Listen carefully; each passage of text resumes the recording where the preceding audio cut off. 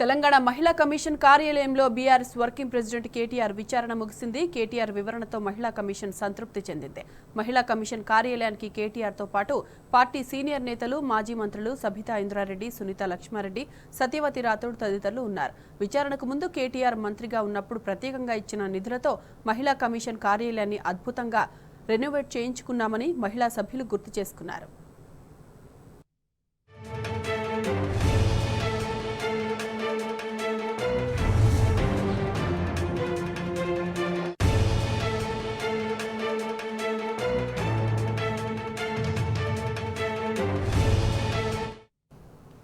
అటు మహిళా కమిషన్ కార్యాలయం ముందు తీవ్ర ఉద్రిక్తత నెలకొంది. పోలీసుల వైఫల్యంతో కాంగ్రెస్ మహిళా నేతలు, కార్యకర్తలు కమిషన్ కార్యాలయంలోకి చొచ్చుకొని వచ్చారు. బీఆర్ఎస్ మహిళా నేతలు, కార్యకర్తలపై దాడికి పాల్పడ్డారు. ఇరు పార్టీల కార్యకర్తల మధ్య తోపులాట చోటు చేసుకుంది. రేవంత్ రెడ్డి మహిళలకు క్షమాపణ చెప్పాలని బీఆర్ఎస్ మహిళా కార్యకర్తలు డిమాండ్ చేశారు. మహిళా సభ్యులను లోపలికి అనుమతించకపోవడంపై అభ్యంతరం తెలిపారు.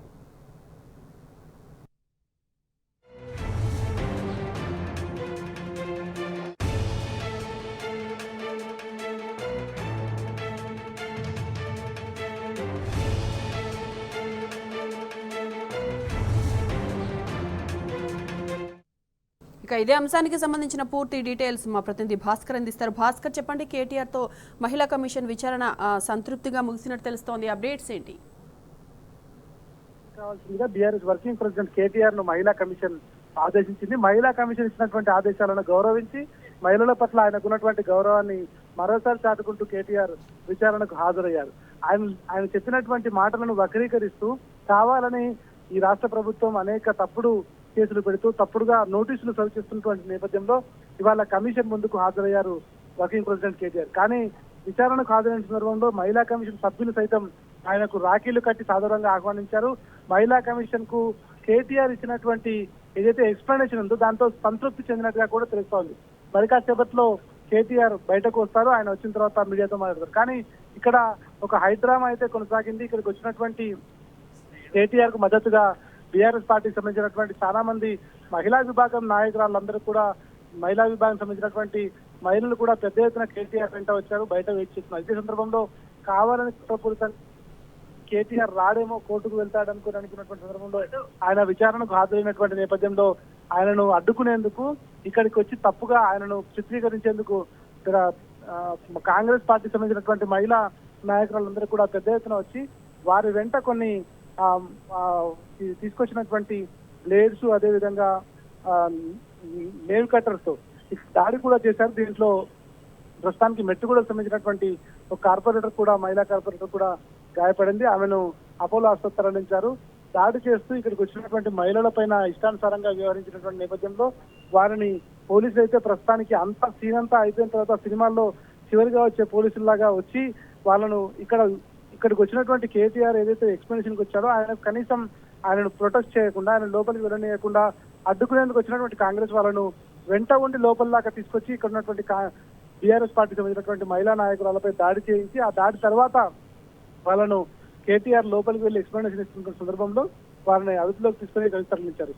కావాలని కుట్రపూరితంగా పోలీసులు, ప్రభుత్వం ఇట్లాంటి కమిషన్ల పేరుతో బీఆర్ఎస్ పార్టీ నాయకులను, మహిళా నాయకురాలను, BRS party working president KTR ను సైతం పదే పదే వేధింపులకు గురి చేస్తున్న సందర్భంలో ఖచ్చితంగా మాకు మహిళల పట్ల గౌరవం ఉంది. వారికి ఎట్లాంటి ఇబ్బంది జరిగినా కూడా వాళ్ళు మేము ఒకవేళ తప్పుగా మాట్లాడినట్టు వాళ్ళు ఏదైనా అనుకోకుండా తప్పుగా అనుకున్నా కూడా దాన్ని ఎక్స్ప్లెనేషన్ ఇవ్వడానికి మేము వచ్చామని ఆయన ఇక్కడికి వచ్చి పూర్తి స్థాయిలో అయితే ఎక్స్ప్లెనేషన్ ఇచ్చారు. కానీ దాంతో ఎట్లాంటి ఇబ్బంది లేకుండా మహిళా కమిషన్ కూడా పూర్తి స్థాయిలో సంతృప్తి చెందినట్టుగా తెలుస్తోంది. ఓవైపు రాష్ట్రంలో ప్రతిపక్ష హోదాలో ఉన్నటువంటి వారిని అందరినీ కూడా ఇబ్బంది పెట్టే విధంగా రేవంత్ సర్కార్ వ్యవహరిస్తున్నటువంటి నేపథ్యంలో ఇవాళ చివరికి మహిళా కమిషన్ వైపు కూడా వచ్చి మహిళా కమిషన్ లో ఇట్లాంటి తప్పుడు ఇన్ఫర్మేషన్ ఇచ్చి ఆయన మాట్లాడినటువంటి మాటలను, భాషను వక్రీకరించి నోటీసులు ఇచ్చేంత వరకు వచ్చిందంటే పరిస్థితి ఎట్లా ఉందో అర్థం చేసుకోవచ్చు. ఏది ఏమైనా ఎట్లాంటి ఇబ్బందులున్నా ఖచ్చితంగా వీటన్నింటినీ ఎదుర్కొంటాం. ఎట్టి పరిస్థితుల్లో ఇట్లాంటి కేసులు ఎన్ని పెట్టినా ఊరుకునేది లేదు. ఖచ్చితంగా ప్రజల వైపు పోరాడతామన్నటువంటి ఇప్పటికే బీఆర్ఎస్ పార్టీ అనేక రకాలుగా చెప్పుకుంటూ వచ్చింది. ఈ నేపథ్యంలోనే ఇవాళ ఇక్కడికి వచ్చినటువంటి వర్కింగ్ ప్రెసిడెంట్ ఎక్స్ప్లెనేషన్ కూడా ఇచ్చాడు. తను మాట్లాడినటువంటి మాటలను వక్రీకరించారు, కావాలని కొంతమంది తనపై తప్పుడు ప్రచారం చేశారంటూ మహిళా కమిషన్ కు పూర్తి స్థాయిలో ఎక్స్ప్లెనేషన్ అయితే ఇచ్చారు. మరి కాసేపట్లో వర్కింగ్ ప్రెసిడెంట్ కేటీఆర్ బయటకు వస్తారు. ఆయన వచ్చిన తర్వాత మీడియాతో కూడా మాట్లాడేటువంటి అవకాశం ఉంది. కానీ ఎక్కడికి వచ్చినా కూడా ఎవరు ప్రజల వైపున పోరాడుతున్నా కూడా ఎప్పుడు ఏదో రకంగా ఇబ్బంది పెట్టే విధంగా ప్రజల నుంచి బీఆర్ఎస్ పార్టీకి వస్తున్నటువంటి ఆదరణ చూడలేక పదే పదే ఇట్లాంటి కవ్వింపు చర్యలకు పాల్పడుతున్నటువంటి కాంగ్రెస్ పార్టీ ఇప్పటికైనా బుద్ధి తెచ్చుకోవాలన్నటువంటిది మహిళా లోకం, బీఆర్ఎస్ పార్టీ సంబంధించినటువంటి మహిళా లోకం, తెలంగాణ మహిళా లోకం గట్టిగా చెప్తున్నటువంటి పరిస్థితి కనిపిస్తోంది. ప్రస్తుతానికైతే ఈ ఇష్యూకు సంబంధించి మరి కాసేపట్లో కేటీఆర్ బయటకు వస్తారు. ఆయన వచ్చిన తర్వాత దీనిపైన పూర్తి స్థాయిలో ఏం జరిగింది, ఎట్లా జరిగింది అనేటువంటిది అయితే చెప్పే అవకాశం కనిపిస్తోంది. ఇటు మహిళా కమిషన్ నోటీసుల తర్వాత ఆయన ముందుగానే చెప్పారు, నేను ఖచ్చితంగా హాజరవుతాను కమిషన్ కి, ఎందుకంటే నాకు మహిళలు అంటే గౌరవం ఉంది.